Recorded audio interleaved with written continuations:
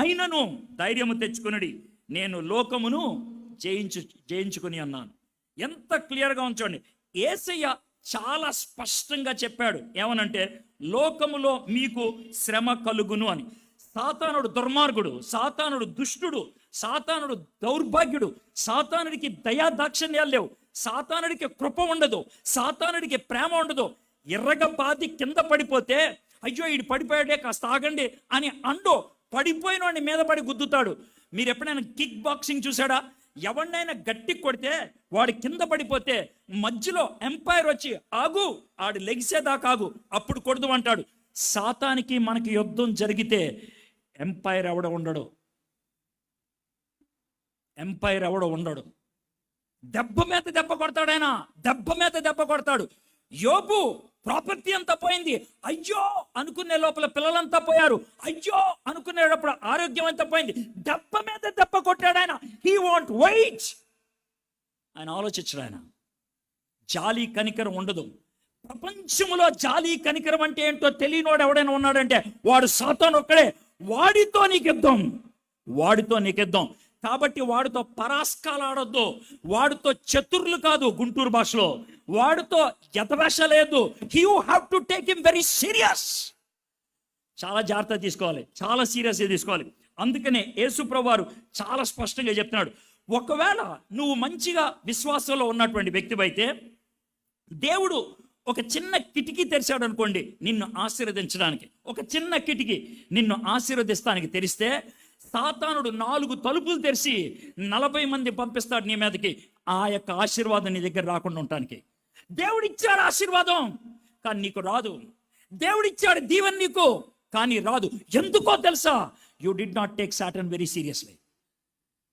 సాతాన్ నువ్వు సీరియస్గా తీసుకోలేదు.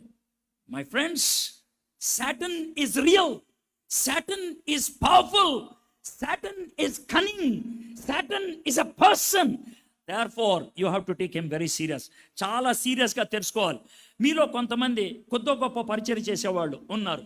పరిచారకులకి సాతాన్ యొక్క అటాక్ ఉండదా? ఒకవేళ నువ్వు చాలా గొప్ప ప్రార్థనా పరుడు అయితే నీకు సాటన్ యొక్క అటాక్ ఉండదా? ఆలోచిద్దాం. కొరింథీయులకు రాసినటువంటి మొదటి పత్రిక. I'm just giving this as an introduction.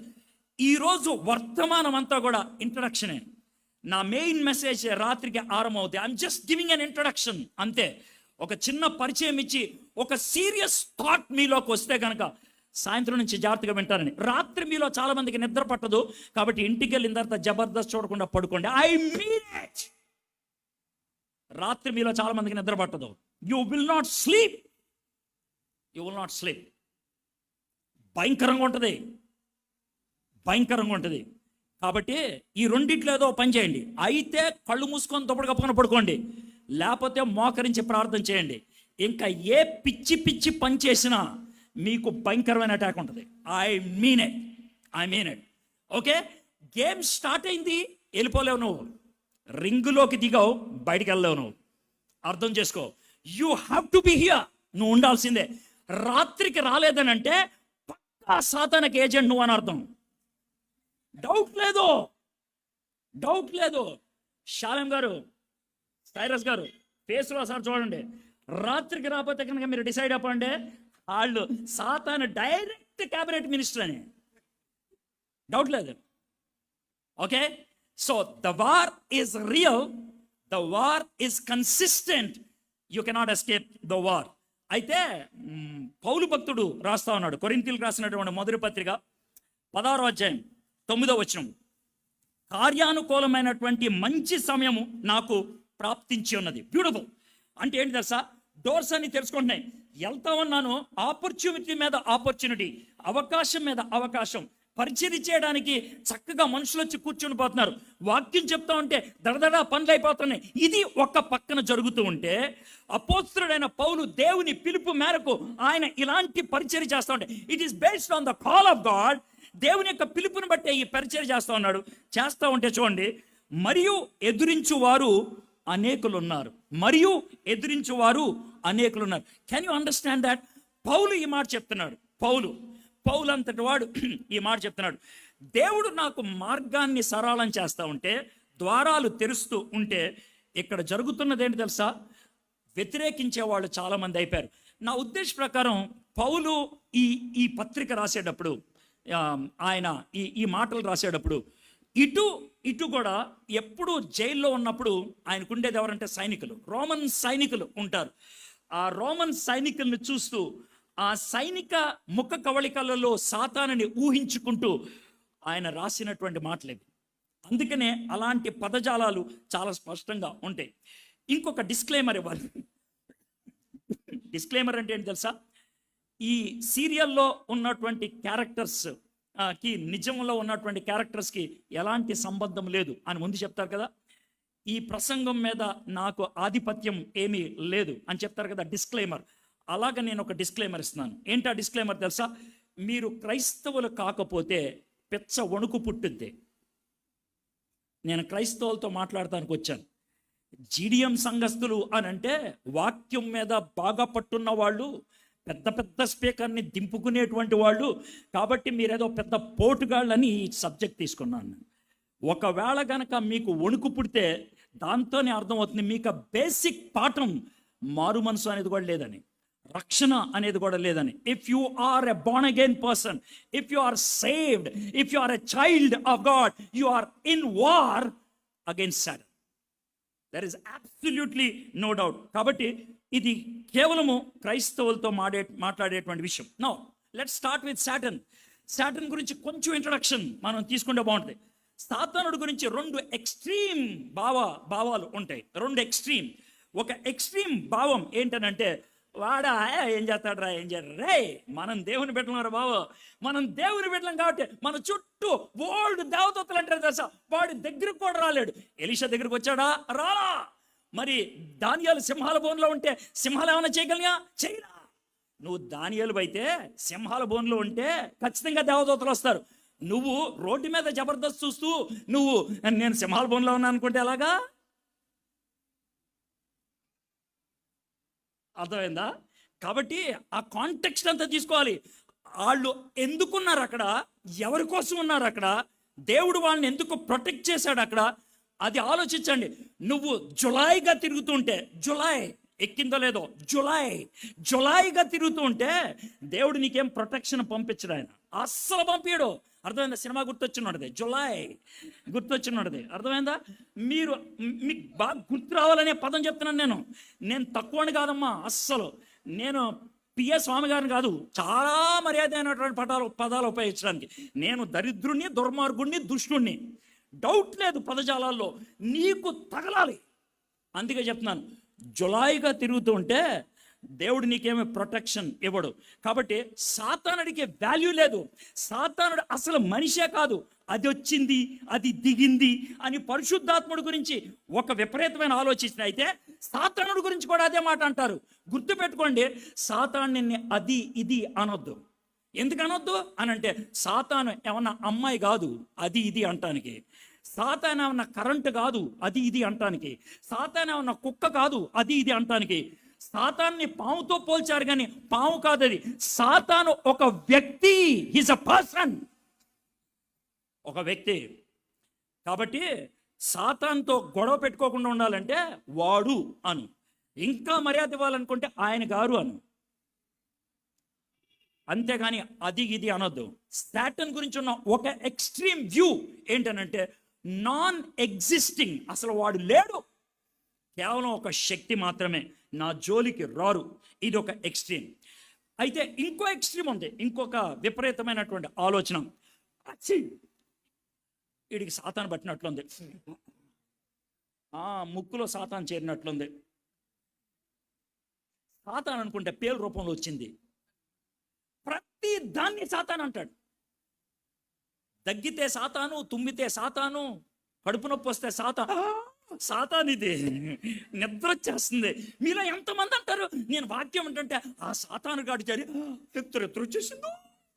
ఈ డైలాగ్ మీలో చాలా మంది వేశారు.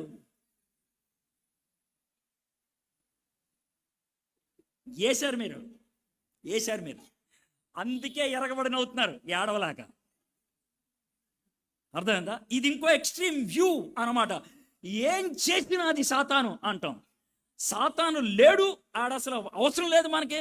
వాడి గురించి మనం తెలుసుకునేది ఏంటి అని ఒక ఎక్స్ట్రీమ్ వ్యూ అయితే, వాడే మొత్తం నడిపించేది కథానాయకుడు ఆడే అని అనుకోవటం ఇంకో ఎక్స్ట్రీమ్ అయితే, సత్యం మధ్యలో ఉన్నది. Truth is somewhere in between. అందుకే మనము మన సాతాను గురించి తెలుసుకుంటాం. మన సాతాను అన్నదాన్ని మీరు ఎలా తీసుకుంటారో నాకు తెలియదు. అర్థమైందా? సినిమాల్లో మంచి టైటిల్స్ కూడా వచ్చింది. రాక్షసి అనేది ఒకప్పుడు చాలా బ్యాడ్ టర్మ్, కానీ ఇప్పుడు రొమాన్స్లో హైయెస్ట్ టర్మ్ ఏంటి దశ? అది నా రాక్షసి. అర్థమైందా సినిమా డైలాగు?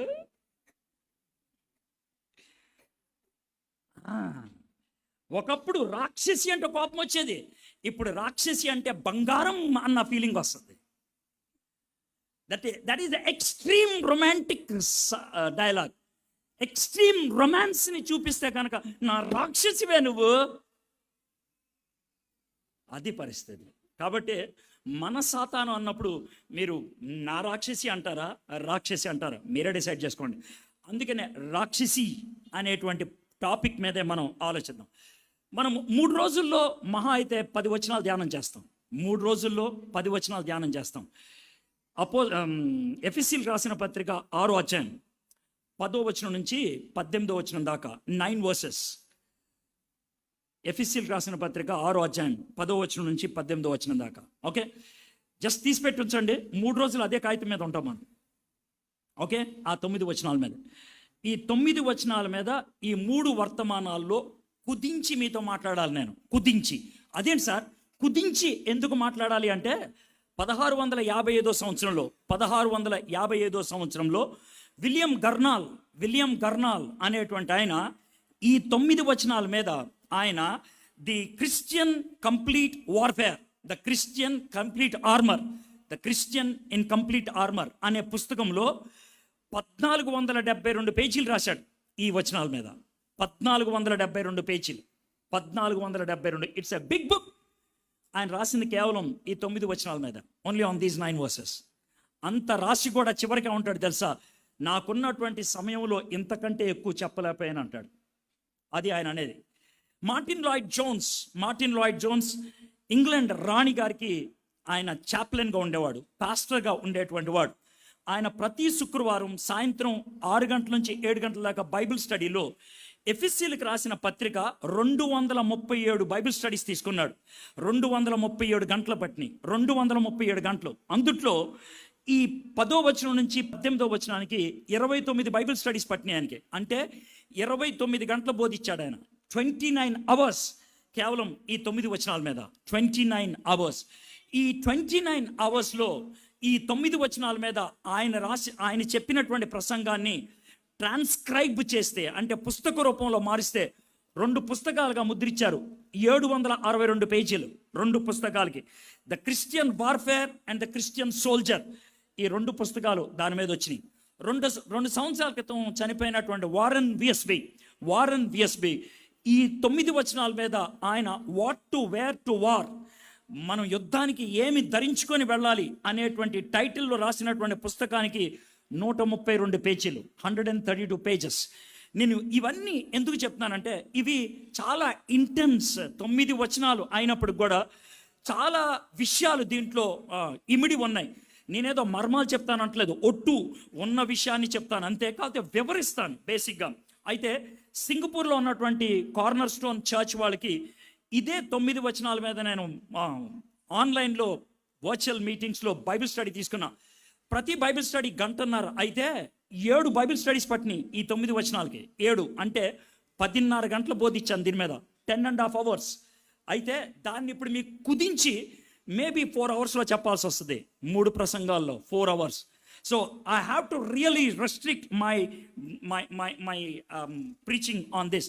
సరే, ఈ 10 వచనాల్లో బేసిక్గా 3 విషయాలు మనం నేర్చుకుంటాం. ఏంటి ఆ 3 విషయాలు అంటే, మన శత్రువు ఎవరు, మన సామాగ్రి ఏంటి, మన శక్తి ఎక్కడి నుంచి. మన శత్రువు ఎవరు, హూ ఈజ్ అవర్ ఎనిమీ. మన సామాగ్రి ఏంటి, వాట్ ఈజ్ అవర్ ఎక్విప్మెంట్. మన యొక్క శక్తి ఎక్కడి నుంచి వస్తుంది, where is our energy from. So 3 words, enemy, equipment, energy ఇంగ్లీష్లో అయితే. తెలుగులో అయితే శత్రువు, సామాగ్రి, శక్తి. సో ఈ 3 వర్డ్స్ మీద మనము ఈ వర్తమానాలన్నీ వింటాం. నా యొక్క ఇంటెన్షన్ ఏంటనంటే ఒక్కొక్క కాన్సెప్ట్ మీద మేబీ ఒక మెసేజ్ ఇస్తాం. శత్రువు గురించి ఇప్పుడు చెప్తాను. సాయంత్రం మాట్లాడే దాంట్లో ఎక్విప్మెంట్, సామాగ్రి గురించి మాట్లాడతాను. రేపు మనకు ఉన్నటువంటి ఎనర్జీ గురించి మాట్లాడతాను, శక్తి గురించి. So that is how I broadly divided this message all about. So బేసిక్గా ఈరోజు 3 వచనాలు చదువుతాం. ఆ 3 వచనాల నుంచి మన శత్రువుకు ఉన్నటువంటి డిస్క్రిప్షన్, మన శత్రువుకు ఉన్నటువంటి ఆ వివరణ చూడటానికి ప్రయత్నం చేస్తాం. యోహాను సువార్త ఎఫెసీయులకు రాసిన పత్రిక 6వ అధ్యాయం 10వ వచనం నుంచి చదువుతున్నాను. తుదకు ప్రభు యొక్క మహాశక్తిని బట్టి ఆయన యందు బలవంతులై ఉండుడి. మీరు అపవాది తంత్రములను ఎదిరించుటకు శక్తిమంతులగునట్లు దేవుడిచ్చు సర్వాంగ కవచమును ధరించుకునడి. ఏలయనగా మనం పోరాడునది శరీరులతో కాదు కానీ ప్రధానులతోనూ అధికారులతోనూ ప్రస్తుత అంధకార సంబంధులకు లోకనాథులతోనూ ఆకాశ మండలమందున్న దురాత్మల సమూహములతోనూ పోరాడుచున్నాము. ఎంత క్లియర్ కట్ టెర్మినాలజీ ఉపయోగించాడో చూడండి. ఇందుట్లో అంబిగ్విటీ, సందిగ్ధత అనేది లేదు. డౌట్, అనుమానం అనేది లేదు. ఊహ, ఆయన ఏదో ఇమాజిన్ చేస్తున్నట్లు లేదు. It is clear cut teaching. అది బోధ, కానీ మనకి అర్థం అవ్వడానికి అలంకారిక పదాలు ఉపయోగించాడు. ఆయన అలంకారిక పదాలు ఉపయోగించింది కేవలం మనకు అర్థం అవడానికి మాత్రమే, అంతేగాని ఆయనకి డౌట్ ఉండి కాదు, ఇది అనుమానం అని కాదు, ఊహ అని అస్సలు కానే కాదు. దీన్ని మనం చూడటానికి ప్రయత్నం చేద్దాం. మొదటి వర్డ్ ఇంగ్లీష్లో ఫైనలీ అని ఉంటుంది 10వ వచనంలో. తెలుగులో అయితే తుదకు అని ఉంటుంది. తుదకు అన్న మాట ఎందుకు ఉపయోగించాడు? ఫైనలీ అనేదాన్ని మనం గుర్తుపెట్టుకోవాలి. 155 వచనాలు కలిగినటువంటి ఎఫెసీయులకు రాసిన పత్రికలో, 6 అధ్యాయాలు కలిగినటువంటి ఎఫెసీయులకు రాసిన పత్రికలో ఫైనల్గా మనం ఎక్కడికి చేరుకుంటాం, ఫైనల్గా మనం ఎక్కడికి వెళ్తాం, ఫైనల్గా మనం ఎక్కడ నిలబడాలి, అది రాసుకుంటూ వచ్చాడు. అంటే 155 వచనాల్లో 140 వచనాలు సిద్ధపాటు, 140 వచనాలు సిద్ధపాటు, 15 వచనాలు యుద్ధం. 140 వచనాలు సిద్ధపాటు, 15 వచనాలు యుద్ధం. ఆ 15 వచనాల్లో 5 వచనాలు చివర ఆశీర్వాదన పలుకులు. కాబట్టి 140 ప్లస్ 5, 145 వచనాల ఈ సిద్ధపాటులో, ప్రార్థనలో 10 వచనాలు మాత్రమే యుద్ధం. ఈ ప్రాంతానికి చెందినటువంటి మీకు కోడి పందాల గురించి మీకు తెలుసు, ఏమ రైట్? కోడి పందాల్లో ఉపయోగించేటువంటి కోడి పుంజు గురించి మీకు తెలుసు. ఆ కోడి పుంజుని పందెములోకి పంపించక మునుపు దాన్ని సిద్ధపరిచే విధానం మీకు తెలుసు. సంవత్సరం పాటు దాన్ని జీడిపప్పులు, కోడిగుడ్డు, తెల్ల సొన వేసి పెంచుతారు. దానికి ఒక వ్యక్తిని చూసుకోవడానికి పెడతారు. ఆ వ్యక్తికి నెలకి 15,000 రూపాయలు జీతం ఇస్తారు కోడి పుంజుని పెంచడానికి. అది అతను చేసేటువంటి పని. ఆ విధంగా సంవత్సరం అది సిద్ధపాటు అయిన తర్వాత, సంవత్సరం దాన్ని మేపిన తర్వాత, దాన్ని పందెములోకి పంపిస్తే, జాగ్రత్తగానండి, పందెములోకి పంపిస్తే సంవత్సరం పాటు సిద్ధపరిచినటువంటి ఆ కోడి పుంజు 1 లేకపోతే 2 నిమిషాల్లో అయితే పడిపోతే, లేకపోతే పడగొట్టుద్ది. 1 లేకపోతే 2 నిమిషాలు, 1 or 2 minutes అయితే అది పడిపోద్ది, లేకపోతే పడగొట్టుద్ది. దేవుడు మన జీవితంలో మన కోసం ఇవన్నీ చేసి సాతాను ముందు నిలబెడితే పడిపోతావా, పడగొడతావా? That's the whole game. అందుకనే తుదకు అనేటువంటి మాటను ఉపయోగించాడు.